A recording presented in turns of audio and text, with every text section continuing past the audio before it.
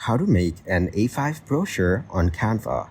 Hey guys, in this video, we will see how to make an A5 brochure on Canva. First, go to Canva. Now search for brochure in the search bar. Then click on the brochure option. Here, you will see many templates you can choose from. Select any template you like. After that, click on Customize this template. Now, you can customize the brochure by removing the text and entering your own as you like.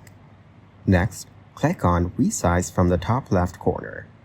Then search for A5 in the search bar. Click on Document A5 Portrait and then click on Resize this design.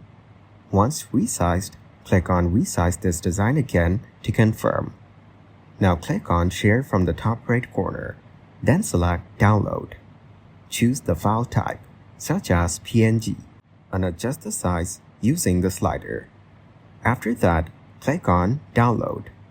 Finally, save the file to your computer, select the folder, and you're done. Thank you guys so much for watching. I hope you got some value. See you in the next one.